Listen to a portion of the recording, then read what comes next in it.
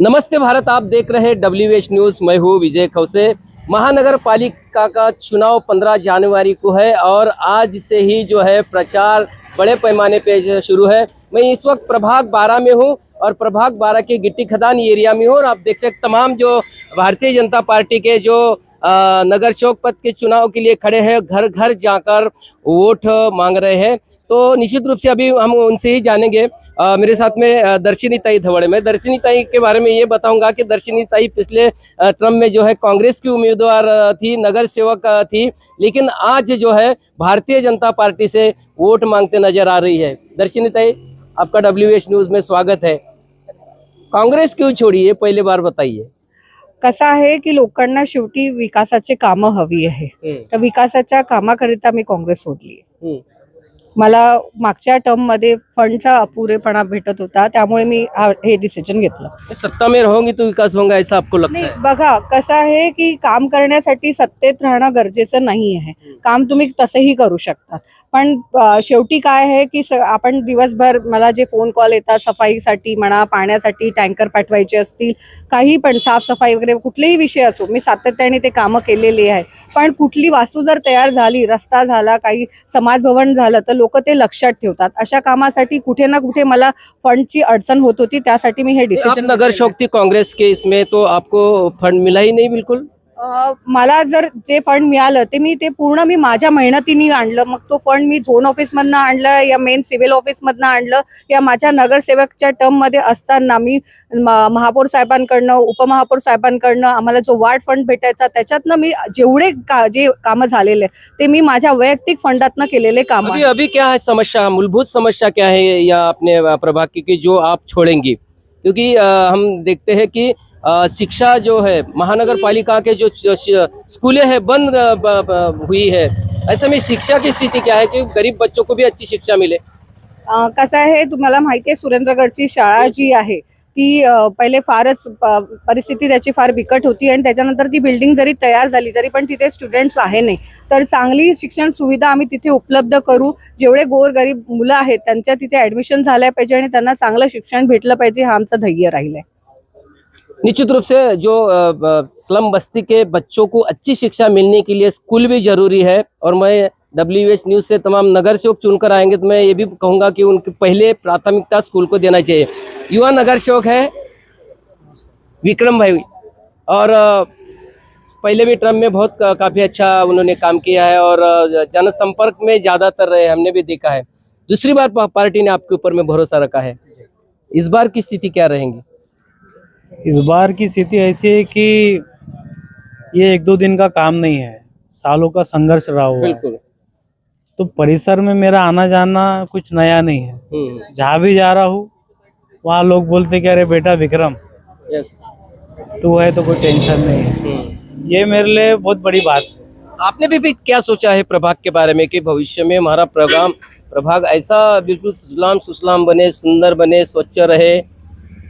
प्रभाग में हम आने वाले समय में बहुत कुछ करना चाहेंगे, जैसा कि हमने KT नगर दवाखाने को कोरोना के समय एकदम स्टैब्लिश किया।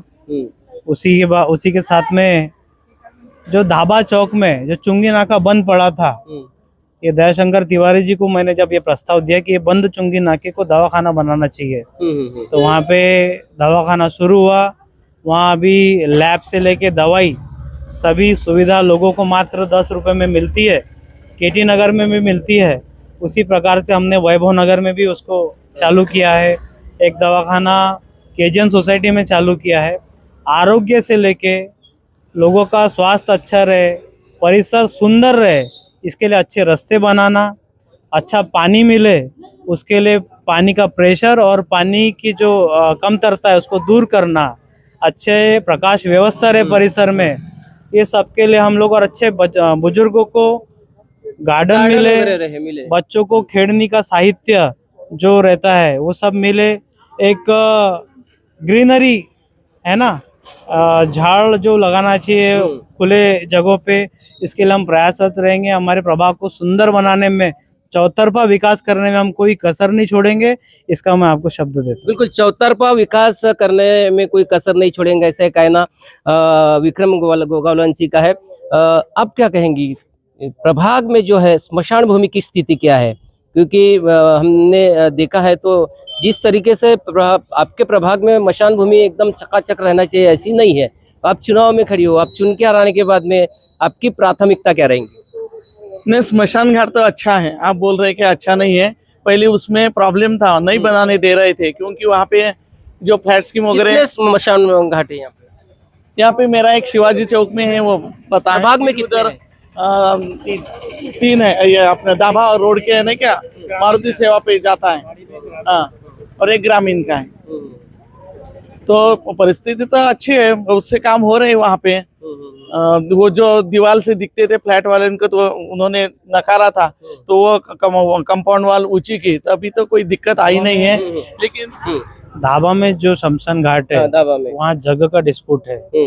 तो इसीलिए वो वहाँ का विकास वो जो शेड बना हुआ है अभी, वो हमारी माँ जी जब नगर सेविका थी 2007 में तब बनाए, लेकिन उसकी जगह क्लियर नहीं रहने से वो काम अटका। इसके बाद 10 लाख रुपए हमारे पिताजी सरकार तो आप ही की थी, जगह का प्रॉब्लम तो छूटना क्या चाहिए। बोले तो जगह ऑन पेपर होना। अगर वहाँ का मालक अगर ऑब्जेक्शन डालता है और हमारे पास उतनी जगह उपलब्ध नहीं है तो कोई भी अधिकारी अपने आप को फंसाना नहीं चाहेगा। इसलिए 10 लाख रुपए एक बार आके वापस गए। उसके बाद आमदार ने 50 लाख रुपए का निधि लाया था, वो भी वापस गया। आज वो कागज के झोल में वो अटका हुआ है। जैसा कागज से वो क्लियर होता ही जगह, हम वहाँ पे निश्चित एक सुंदर प्रयास तो करेंगे ना कागज से जोड़ने का। बिल्कुल, अभी कोर्ट में है वो कागज। जल्द से जल्द हम लोग प्रयास करेंगे कि वहाँ पे अच्छा शमशान घाट हमारे लोगों को नजदीक मिले। धाबा का विषय है। बिल्कुल। और भी मेरे साथ में मैं बताना चाहूंगा कि विशेष नगर से, हाँ बोला। 2017 मध्ये मी त्या शमशान घाटाची फाईल टाकली होती, प्रपोज केलं होतं, कारण की दाब्याचा जो घाट आहे त्या घाटामध्ये फक्त एकच बर्निंग शेड आहे। दुसरं जे बर्निंग शेड आहे ते अतिशय खराब परिस्थितीमध्ये आहे। विसावाचा ओटा नाही, प्रवेशद्वार नाही, काहीही तिथे सौंदर्यीकरण कुठलाच प्रकार नाही आहे तिथे। करके मैंने पूछा कि स्थिति खराब त्यामुळे है। ती मी फाईल ती टाकली 2017 मध्ये आणि पूर्ण सँक्शन झालं आणि तिथे आम्ही भूमिपूजन सुद्धा पण केलं। पण जागेचा विषय असल्यामुळे ती फाईल जी आहे ते कोर्टात केस गेली होती, त्यामुळे त्या फाईलवर स्टे आलं। जवळपास मी त्याच्यावर 6-7 महिने मेहनत केलेली आहे। सगळ्यांना हा पुरावा माहिती आहे की मी त्याचा पाठपुरावा केला, पण जे झालं ते झालं। आता मला नवीन चान्स मिळालेला आहे। निश्चितही मी निवडून आल्यानंतर ते घाटाचं काम पूर्ण करेल। बिल्कुल। नगर सेवक से लेकर महापौर तक जो इस पद पे रह चुकी है मायाताई युवनाते है, बड़ा नाम भी है। मेरे ख्याल से ST-SC आयोग पर भी आप केंद्रीय आयोग पर भी रह चुके, बड़ा नाम है आपका। अभी क्या विजन है? और भी आपके आप तो पहले भी नगर सेवक रह चुकी है, यहाँ पर खास करके कौन से ऐसे जो काम है जो विकास के रुके हुए हैं?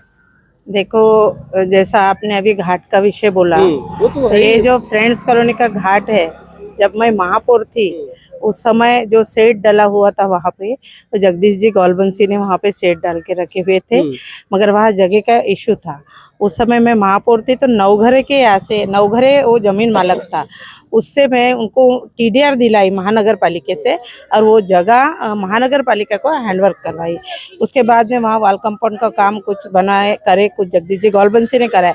उसके बाद में आदरणीय गडकरी साहब से 1.5 करोड़ का फंड अभी कुछ 5-6 साल पहले उसका हमने भूमि पूजन किया, और वहाँ का जो अभी सौंदर्यीकरण है आपने पहले देखा होगा, अभी देखा नहीं है, आप जाके देखिए, बहुत अच्छा हुआ अच्छी है। बात है। मगर दावा का कब होगा? दावा का कब होगा? दावा का है, दावा का भी विजन हमारे सामने है, लेकिन कुछ जगह का डिस्प्यूट है, और उसको लेकर हम चारों उम्मीदवार हम जीत के आएंगे, और हम ये विषय को लेकर हम आदरणीय मुख्यमंत्री साहब के साथ बैठेंगे, और जो भी मालक होगा, जमीन मालक, उसके साथ मीटिंग करवा के, क्योंकि वहाँ दावा में शमशान भूमि होना बहुत जरूरी है, बहुत जरूरी है। बहुत लंबा सफर उसके पड़ता है। बाद में जो हमारा विजन है कि यहाँ पे ये लाइब्रेरी होना जरूरी है। बहुत अच्छी बात ये लाइब्रेरी होना बहुत जरूरी है, क्योंकि हमारे बच्चे कॉर्पोरेशन स्कूल में पढ़ते हैं, सब यहाँ पे स्लम बस्तियाँ ज़्यादा है, उनके बच्चों को वहाँ पढ़ाई करने के लिए।